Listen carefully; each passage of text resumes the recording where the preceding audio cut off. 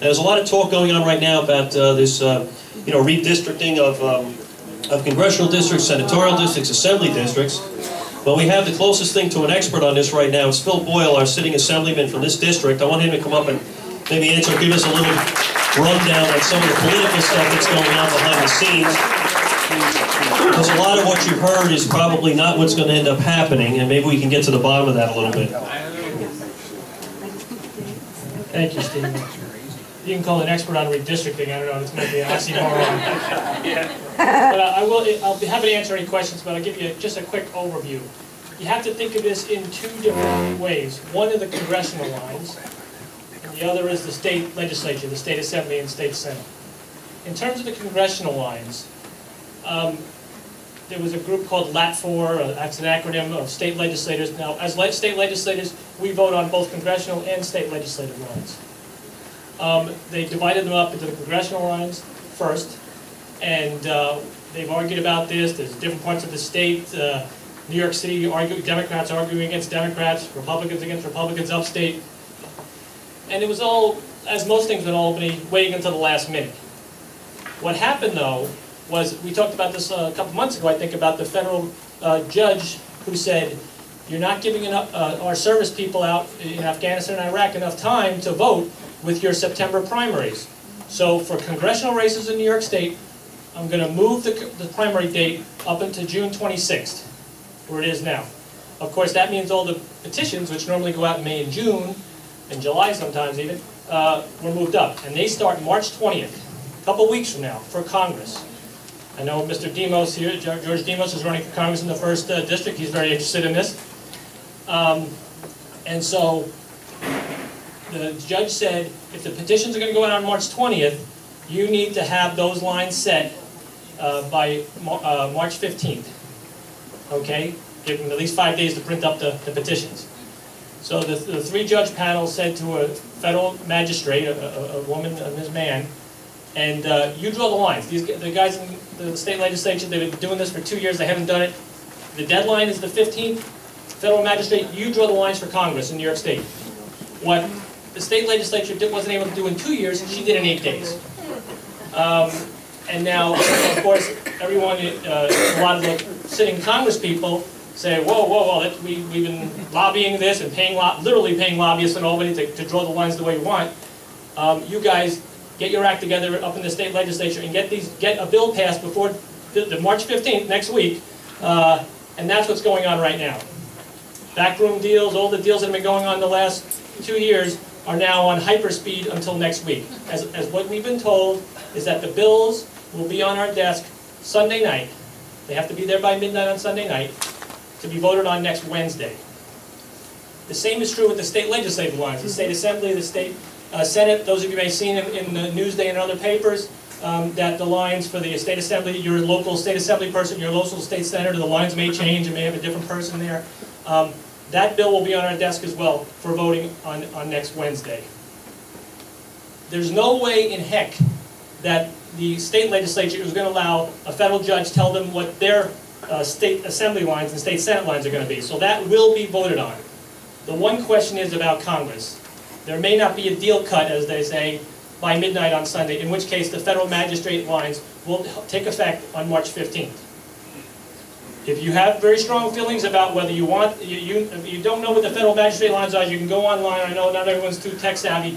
You can go online and see all these things. Just Google federal magistrate lines in your congressional lines in New York State, state assembly lines in New York State, state senate lines, and you'll get the whole slew of them. There's like 5 versions from the state legislature. There are 3 from the state legislature, different interest groups, liberal groups, conservative groups, and the federal magistrate lines. So you'll be able to see all of them and see which ones you prefer. And I urge you to contact your state legislator tomorrow or on Monday or Tuesday of next week, because the deadline is going to be Wednesday, to say vote for this line or against this line, depending on how you feel. Is there any questions whatsoever? Yeah? My understanding is that they literally districted Steve LeVay out of his district for Congress in terms of the run. Is that? Well, for those of you who are familiar with the current lines, and I will say that even as a sitting incumbent, I don't think there's any God-given right to these seats. It's not like Phil Boyle's seat or Steve Israel's seat or anybody else's seat. This is the people's seat, and it's a democracy. So, but the district that Steve LeBate was running against Steve Israel has been changed substantially, according to the federal magistrate. Okay. Now remember, there's 3 different versions of the congressional lines. There's one done by the New York City crowd, Sheldon Silver, for, the Democrats' lines for New York State. Obviously, most of them have, a lot of them have the Democrats gaining seats, if you will. They have better for the Democrats to run in. The state Senate, Dean Skelos and the Republicans control the state Senate. Those lines favor Republicans primarily. And the federal magistrate lines, the lines that she drew up, again, you can take a look and see which one you prefer. But the one that he has been running in, that 2nd district, what was the 3rd district, was in Huntington, came down into the town of Islip, went a little bit into Nassau County. Now it's been changed. That's now going to be going from Huntington into Nassau County and a little bit into Queens. That's the one where the federal magistrate, I'm saying this about the federal magistrate's lines, okay? That one encompasses Steve Israel, Ackerman, and McCarthy, all were put in the same district. You had 3 Democrats running against each other, potentially. Peter King's district, or as I said, I'm using that as a euphemism, the district he was representing was primarily in Nassau County and came a little bit into Suffolk County and Babylon and Islip. That's been completely changed now, and now what would be the 2nd congressional district, the one that Steve LeBate was going to run against Steve Israel in, is basically what Rick Blasio represented how many years ago.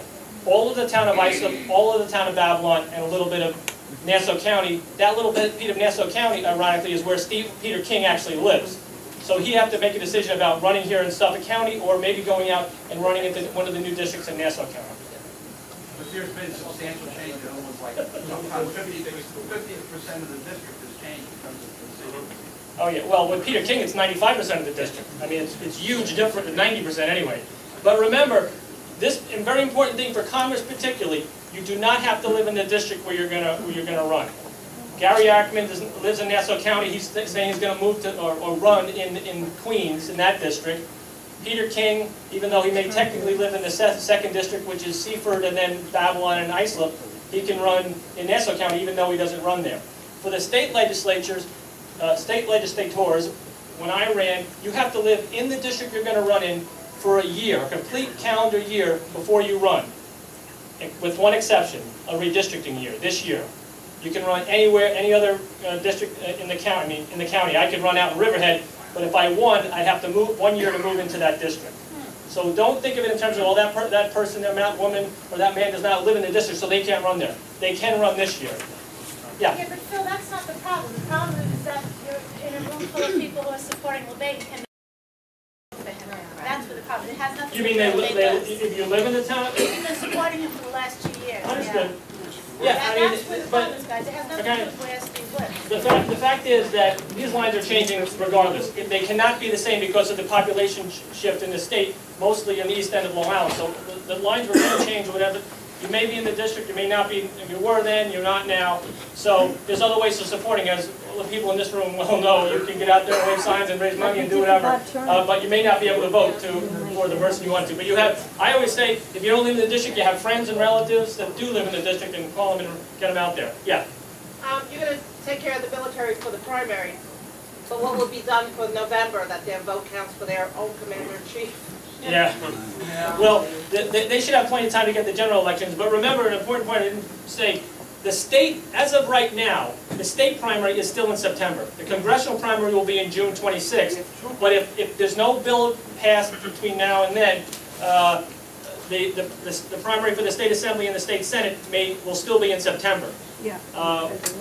I believe that there may be some grand deal being cut up there right now to say, okay, we'll change the lines in this regard, and we're also going to make one unified primary date.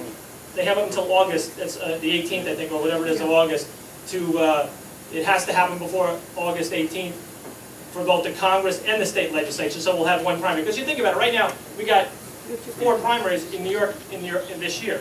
You got the local ones, March 20th for the villages and stuff like that. You got the April 24th presidential primary. You have June 26th congressional primary, and you got a September whatever for the Assembly and State Senate. And that's a lot of taxpayer money being used on primaries. Yeah. You got to hire all this poll watchers for every single thing. It's millions of dollars literally across the state. Yes. So if we approach the congressional lines now, Yes. what do? Can we go to any senator and assemblyman, or we have to go to our own? If you want to voice opposition to the lines as proposed, call your state senator and your state assembly person. Just sit, you're, yeah, you. And people, other districts always go with me, you know. Or, you know, it does have a little more clout when it's your constituent, so call your cousin that lives over someplace else and have them call their state assembly person or their state senator and say, oppose this deal or support this deal against the federal magistrate. How will you feel? Yeah. Is it true that they've done away with Bob Turner's district? That's, yeah, the federal magistrate did. That, her lines, we had to lose, that was another factor. There were 29 congresspeople in New York, now we're at 27 because of the population shift. And so they did away with Bob Turner, the guy that everyone worked so hard to get elected. But he said he's going to run anyway, so whatever happens. And then Maurice Hinchey, a Democrat from upstate who's retiring, they cut up his district as well. And those are the two that the federal magistrate did away with. What happens in terms of the state senate and state assembly getting together in the next couple days, I can't say. Thank you very much.